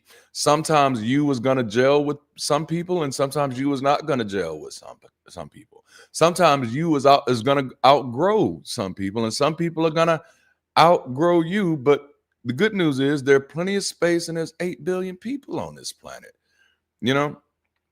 And that's the hard part. That's the hard part. But that brings us to the clarity test. The clarity test is, do you know what you want out of this argument? Now, this is something that me and my wife used to do. We'd be in the middle of an argument. What do you want? All right. And if this argument ends right now and you won, what did you win? That's the question you have to ask yourself. Right now, this argument ended miraculously. I stepped in. You are the winner. What the hell did you win? You know, like fast forward and ask yourself, if I expend all of this energy and this time and this effort in this conversation with this person who is already stonewalling me, even if they change their mind, what have I won? You know, it's the clarity test is worth it when you can answer what you want in one sentence. If you can't answer what you want out of the conversation in one sentence, then you might not be in the conversation in good faith. You might simply just be reacting to a trigger or a trauma response. You know? So like some viable things that you may want, especially if there's a actual relationship in play, is I want us to agree on a boundary. I'm having this argument because you keep crossing this boundary, and I know we're going to preserve this relationship, but man, I gotta keep you from crossing that boundary. All right, you passed the clarity test. You're having this conversation because the outcome that you want on the other side of this is you want them to have a clear understanding of where you draw the line. All right. Now, you can't control whether they're going to understand it or not, but you can do your best to paint the picture. And then if they don't get it after that, you can change that line to a wall. You know what I'm saying? Somebody said, what are the tests again? The first one is, dang it, why didn't I put these in headings so I don't have to scroll back up? The first one is the stakes test. What's at risk? If this argument ends positively, who has been helped, what has been helped, and how? And qualifier that I didn't share is, how do I know? What qualifies me to know if this is helpful? That qualifier check is a humility one, man. It's a humility one. The second one is the change test. Is change possible right now? Is the other person reachable? Am I reachable? Are we asking questions? Are we paraphrasing each other, fairly? Are we willing to say that I could be wrong about this? Because like if they're not even willing to say that I could be wrong, it's not an argument, it's an inquisition. It's not an argument, it's a crusade. If the person has already told you, I don't think, I'm not willing to change my mind, you are the aggressor at that moment. You know what I'm saying? And I mean, you may feel like you have a good reason for your aggression at that moment, but just to let you know, aggressors always do. And then the third one, which is the one we hit right before the one we're in now, is the relationships test. Is this relationship an asset, a liability, or non-existent? If the relationship is an asset and this argument impacts the functionality of this relationship, we got to have it. But if the relationship is unsafe structurally, this relationship is riddled with intimidation, manipulation, coercion, or any type of abuse, then me engaging an argument with this type of relationship is a trauma response that's actually keeping me stuck in an unhealthy relationship. All right. And then the last, and of course, non-existence. Like if we don't really have a relationship, we just yelling at strangers. The internet makes us forget that people are strangers, but you just yelling at strangers, And then the one we're on now is the clarity test. Do you know what you want? Like here's one that I think will sit well with a lot of one of my ex-friends to straighten out his finances so he'd have food, tobacco, and not go without. And also for him to stop asking money for me. Yeah. See, the best things with that, man, is it's hard, but you have to respect where people live, right? Respect where people are, because we're all on our journeys. And this is why I'm not hard on people who believe stupid shit, and I'm not hard on people who do stupid shit. I just don't hang out with them like that, but I'm not hard on them because I'm like, you can pick a moment in my life where I was that person. I think like if you look at most of our lives, you can find a point in our lives where we did stupid shit. And you could probably find a point in our lives where people tried to tell us we were doing stupid shit and we still didn't believe it, still didn't recognize it. And 9 times out of 10, it's because we're being covered by them. And so sometimes the best thing to do is just stop covering for them, and that's not the moment you're doing it from a punishment, then I feel like you're in the wrong vein. But it's just like, no, I can't afford to take care of you and me too. Like, that's just not how that works, not in this society. Maybe that day will come. And then just letting them know, like, hey, because our goal, and again, if you come from that savior complex background or even that martyr complex, then I have to do everything I can to make sure you become a better person. But like, they have to do everything they can to make sure they're going to become a better person. And no amount of loving them or caring for them is going to take that responsibility out of their hands. As a matter of fact, the more you do it, you end up just crippling them, because then they know I can always come to you. And eventually, even regardless of the lectures, they start feeling that you're obligated to do it. And then that's when, not only is that aggravating and annoying for you, it's detrimental for their progress. Because then once the friendship ends, they're looking for someone else who's now obligated. And so sometimes it's just best to realize that, hey, that's where you are right now, and I'm not there, and I don't want to be there with you. Like here's the thing about me, like, and I had to get staunch about this, and I know this is probably gonna rub some people the wrong way, but I can't be friends with people that I'm always having to pay for everything. That's not a friendship. And honestly, I'm concerned that we ignore the psychological ramifications of how we treat people when you get that type of access in their lives. You know, I'm not saying it happens to everybody. There are some exceptions, but when you're the friend who pays for everything, there are some really bad control dynamics that come into play there that can make you unhealthy and the other person, you know? Science deniers, they aren't going to change their minds. Like science deniers, like when it comes, especially when it comes to science deniers, who are like just going at it. One of the biggest reasons, like I said, it's not worth it with them, because kind of like with believers, reason didn't get them to those conclusions, you know? And so it's something else that they're attached to, that 9 times out of 10, no amount of facts that you're bringing up are going to hit what they need. And that's, to me, that's one of the reasons, to me, like, relationship is the prerequisite to an argument. If we're not in relationship, we shouldn't be arguing. Like, why are we arguing with strangers? And the reason I say that is because I don't care how much you know about the subject. If you don't know about the person, you don't have the tools to have the conversation. Subject mastery and knowing how to talk to people are two different things. They're not the same things. Subject mastery and education are not the same thing. Subject mastery and helping someone else get understanding, they're not the same thing. So, like, there is no shortcut for not knowing the person.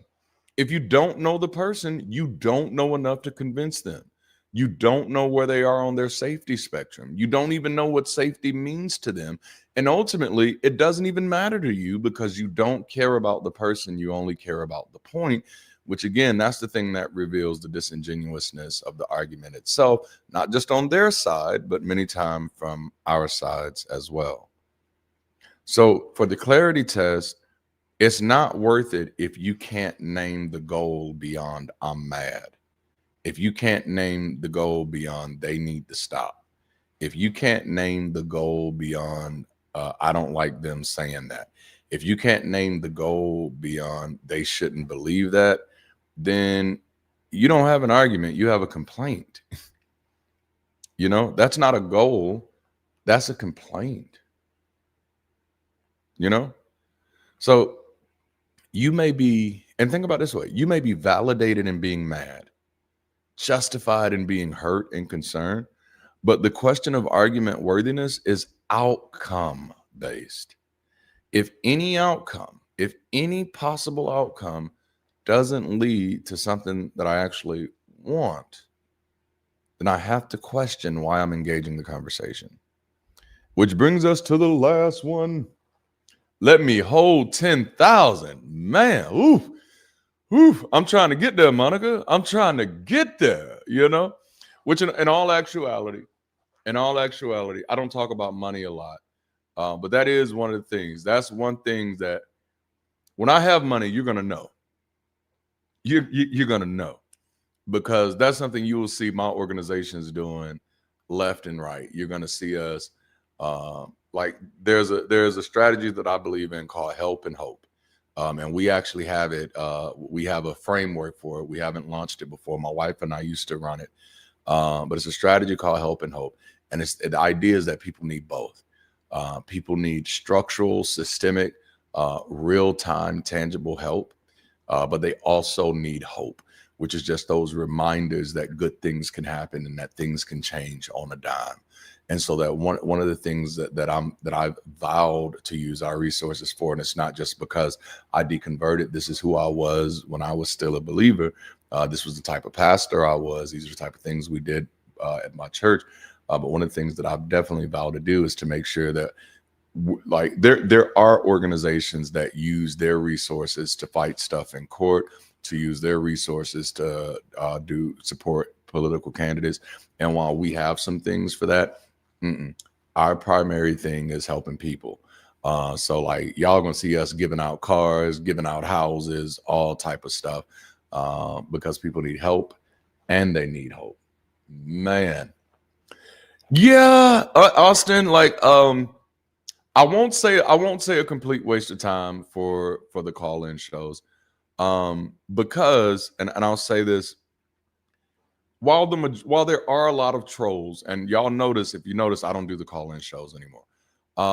But there are a lot of trolls who come into the call-in shows. I will say you're more likely to get someone genuinely trying to have a conversation on the call-in shows than you will at a debate event.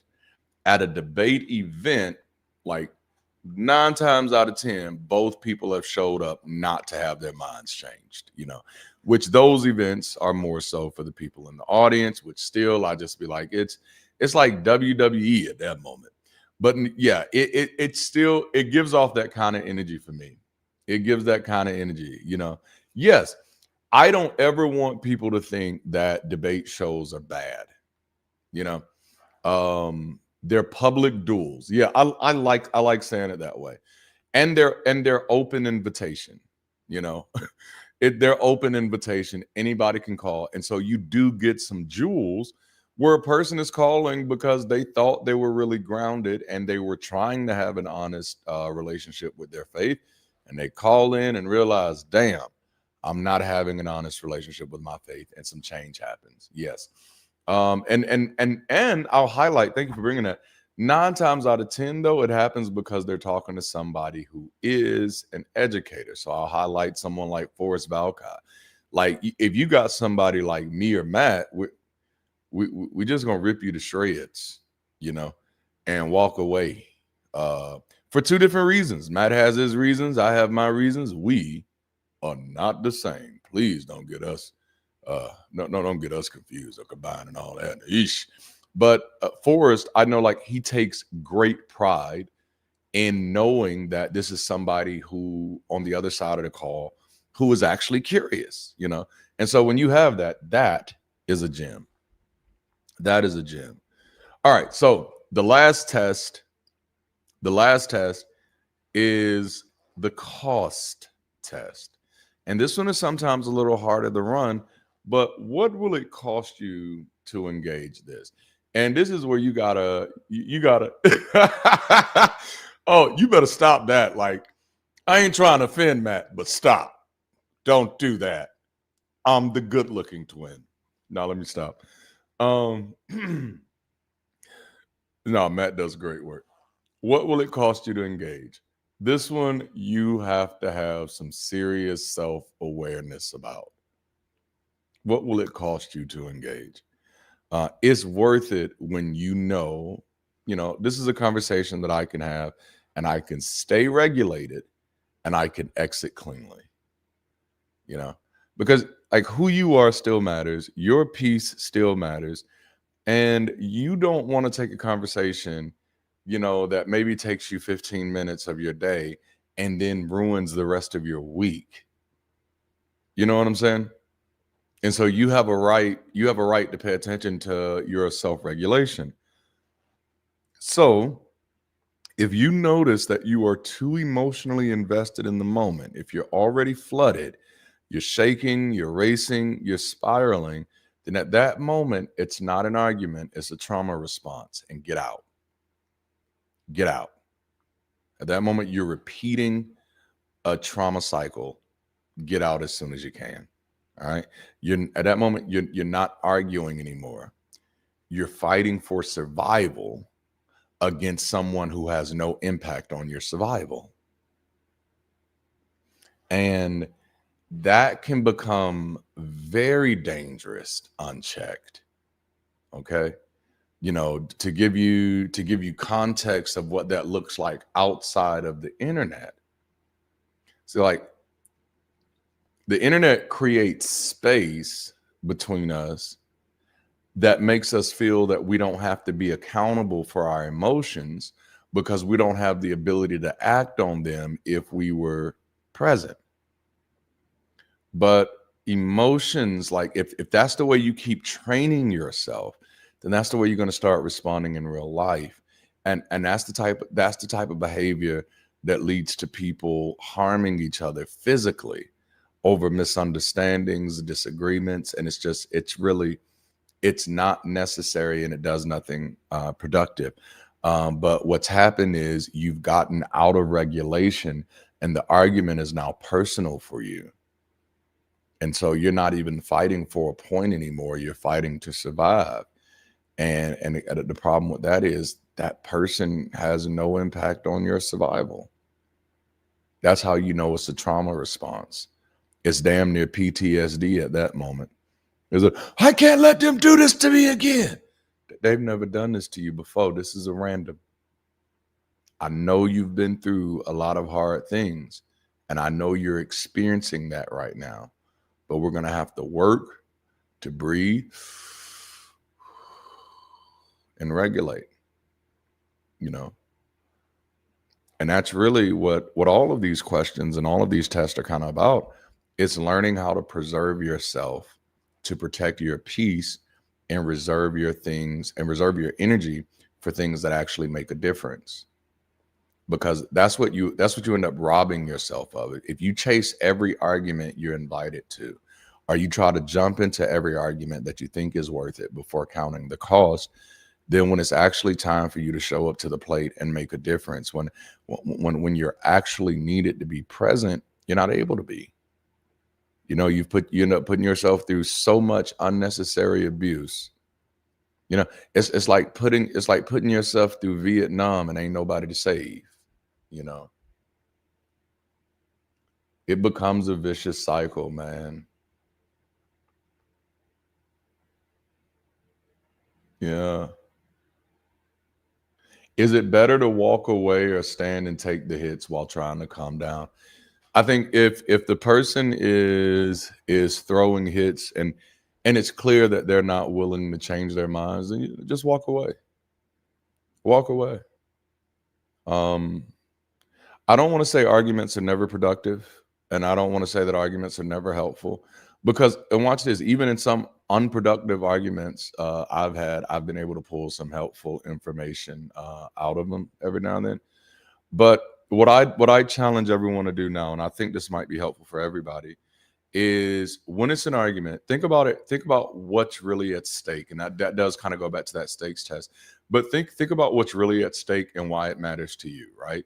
So, Holocaust denial and Civil War history revisionism is a perfect point, right?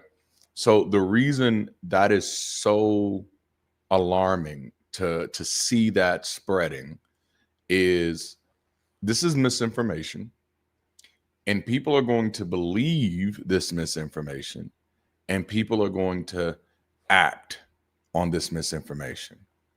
So now the question is, if the thing that I'm concerned about is the spread of misinformation, my question then needs to be, what is the best path forward? Now, is it good strategy to try to close the mouth, shut down, or convert every person who's been impacted by the misinformation? Or is it better strategy to find a better way to platform the right information? And like I've had this conversations in political conversations, plenty of time, is that we spend so much time fighting against what's wrong that we don't invest enough time building what's right. And so while I don't want to say that arguments are always futile, I do want to say that there are 1,000,001 other things that are 10 times and 100 times more effective than arguments. And it bothers me to my core that we have more gravitation towards the arguments than the things that actually help build. All right. So just to give an example, but watch this, and this example is going to hurt people in the feelings, because you can only do this if you're organized for what you want. If the only time we're organized is around being upset at other people and to make our arguments better, then we're never organizing to create after-school programs that counter the nonsense. Then we're never organizing to bring in science fairs back in the community neighborhoods, suburban and urban. Then we are never organizing to support new education initiatives in communities. Because let me tell you who is organizing around all of those things: the people who are not wasting time arguing. And those are the believers who actually believe what they say. And that's something, because so many people in the secular community have never truly been religious. They don't realize that 9 times out of 10, they're not even arguing with the religious people who are making a difference. They're arguing with some internet troll who don't even vote. You thinking this, you don't know this person. You don't convince yourself that you know this person's whole biology, political timeline, and all of that. And this person is a complete stranger. Yes, staying away from bad faith arguments, it will save your life. Listen, I got high blood pressure. I can't afford to be arguing with anybody. Like, I just got my baseline down to, I forgot what the top number is called, but I got my baseline top number down like 187. Anybody from the medical profession, you know what that means. I'm like a ticking time bomb. I'm not supposed to be here. And it's been, thank you, the systolic number. Yes, my systolic baseline, I wake up at about 187. And this is just after having to get myself on a new regimen. My baseline used to be 240. Systolic. Diastolic right now is in the 90s, and that still ain't where it's supposed to be. So I probably should have led with that. I don't argue with everybody because I got high blood pressure, and I've had it like my whole life. I hate to use like the old folks little country wild stuff, but like my nose sweat my whole life. Like, that tells you how bad my pressure is. And so I can't afford to add any pressure in my life that's going to make me more unhealthier than I already am.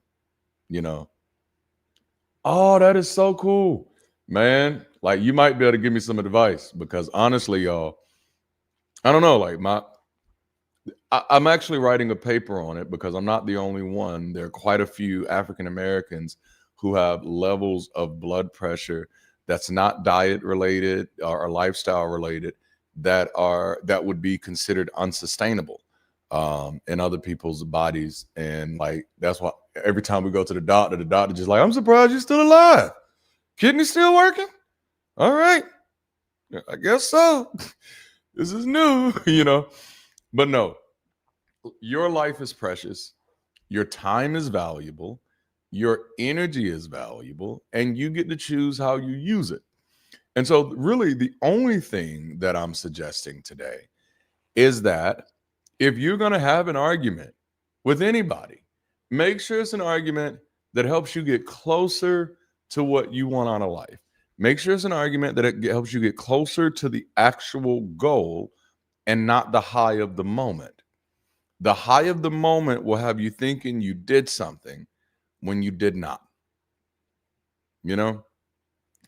So if you want to have conversations with people about medical vaccinations, can I tell you, like, the best people to have those arguments with? The people who can change those, the people who drive those decisions. But then you be like, I'm too far away to argue with those people. And that's how you know you're not close enough to argue.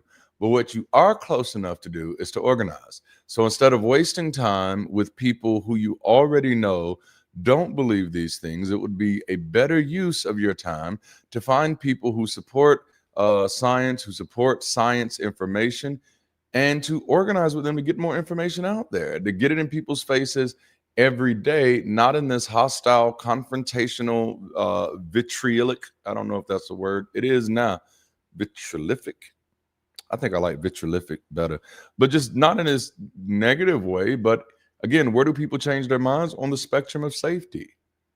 So you figure out, like, how can I have more conversations than arguments? That's one of the things Bridge City is doing. We're trying to create safe space for people, period. You know, like this Sunday night, we're having our third community movie night, and we're going to be watching. Let me see what he did. I like it. Dang it, I gotta get close. Vitrilius. Hey, wasn't that somebody? Isn't that a character? But we're going to be having our movie night, and we're watching Idiocracy this Sunday night together. The goal isn't to get people in there and say, see what you're leading our government to. The goal is to get people in there and have a conversation around that subject. Vitriolic. I like that. I like that. See, I love y'all, man. Y'all are cool. We get to have real good conversations in here. But yeah, so now I will say 3 arguments that are almost always worth having. Number 1, boundary arguments. Like if it's someone, you know, fucking with your boundaries, hey, have that argument. Repair arguments where harm has been done and needs naming and changed. Have that conversation. And then of course, reality arguments. And that's really where I try to live at. And that's like facts that drive decisions, health, money, safety, parenting, or work. You know, that's where you want to go. Mike Judge. Oh, that's hilarious. That's hilarious. Oh yeah, you can. You just make up any word that you want to. Like that's how I treat language, which I love. Which I love. But no, everything, all arguments are optional. All arguments are optional. And then like even when it's like one of your little petty arguments, because I got those too. We all do. I'm not anybody's source of truth. I'm not anybody's model of perfection. So I'm not saying like I know I got some arguments that I regret getting in. That's where this information comes from.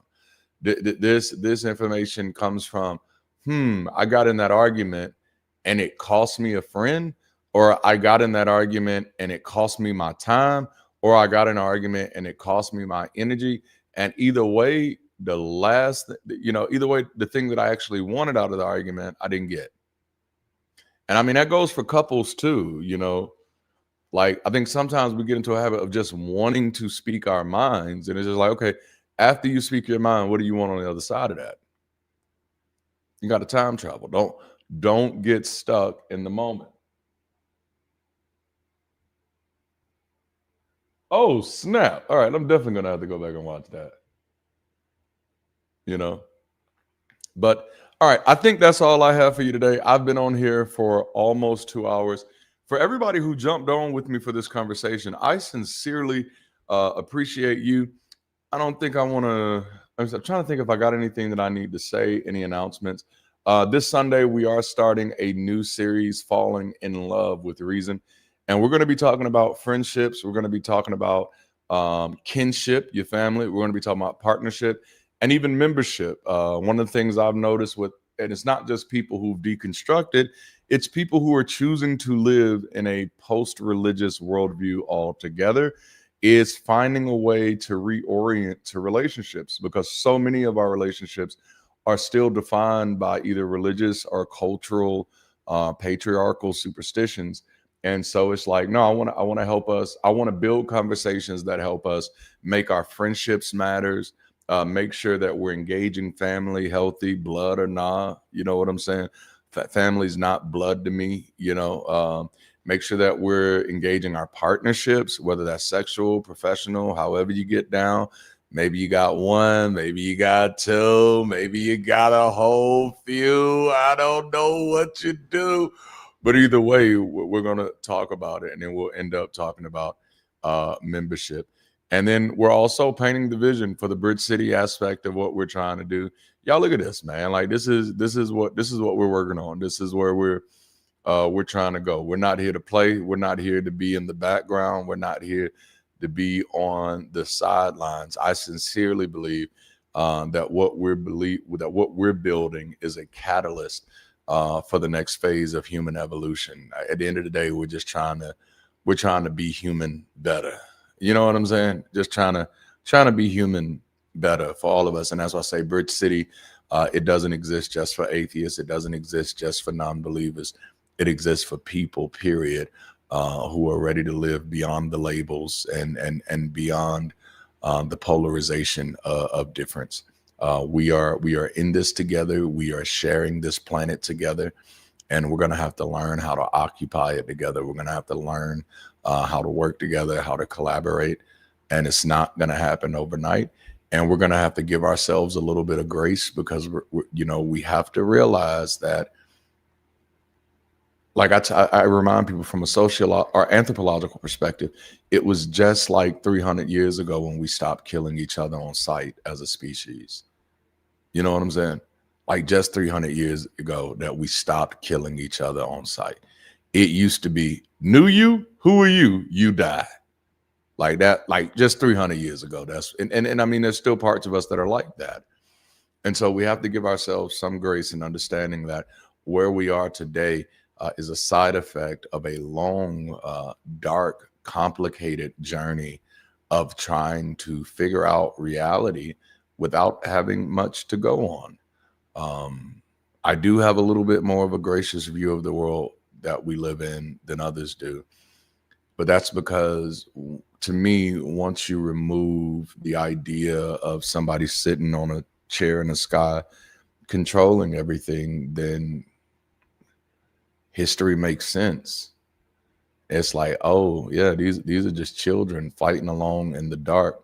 These are ape children at that, fighting along in the dark, trying to find their way, trying to figure out what light is, trying to figure out what life is, trying to figure out what is this fire that drives us. And as a species, we've made a lot of mistakes, but we're still on our way. And so we're nowhere near where we could be. But I think the simple fact that we can imagine better means that we can attain better. And that means that we're getting better. The simple fact that you're able to look at things today and say that shouldn't be, and that's unacceptable, I think that speaks to our growth. And now we just have to convert that growth into maturity. And if we do, we'll be a force to reckon with. And either way, in my humble opinion, that's how we build bridges to better. So thank y'all all for hanging out with me today. I love y'all so much. And until next time, keep rising.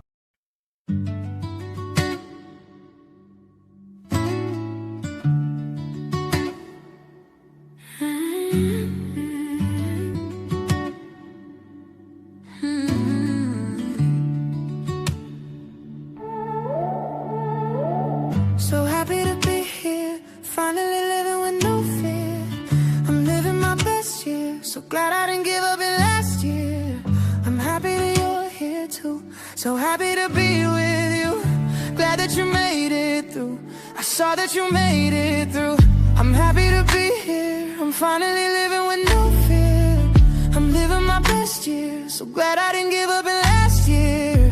I'm happy that you're here too, so happy to be with you. So glad that you made it through, I saw that you made it through. I don't know if you hear it enough, but I want you to know that this song is about you.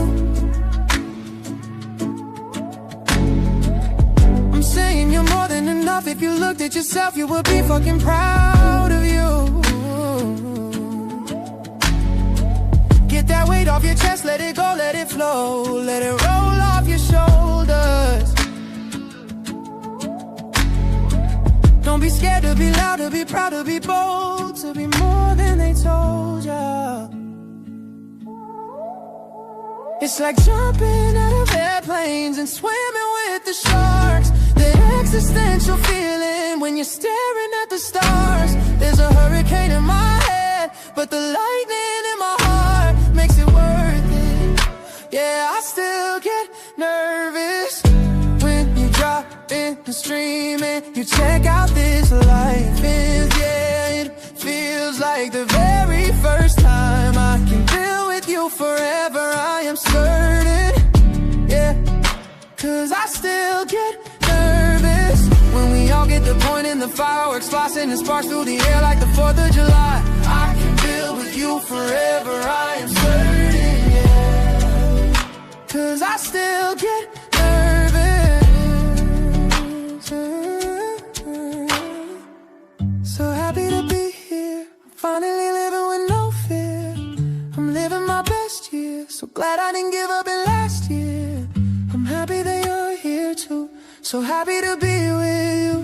Glad that you made it through, I saw that you made it through. I don't know if you hear it enough, but I want you to know that this song is about you. I'm saying you're more than enough. If you looked at yourself, you would be fucking proud of you. Get that weight off your chest, let it go, let it flow, let it roll off your shoulders. Don't be scared to be loud, to be proud, to be bold, to be more than they told you. It's like flying in the fast lane, no headlights in the dark.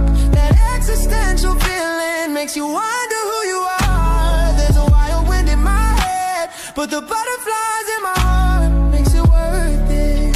'Cause I still get nervous when you drop in the stream and you check out this life. And yeah, it feels like the very first time I can build with you forever.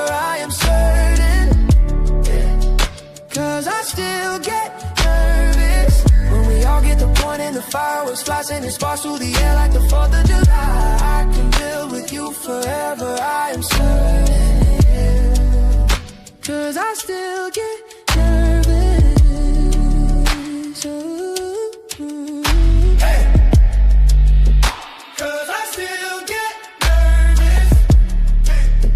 'Cause I still get nervous. 'Cause I still get nervous. 'Cause I still get nervous.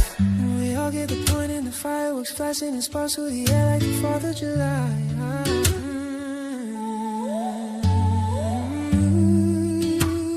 I still get nervous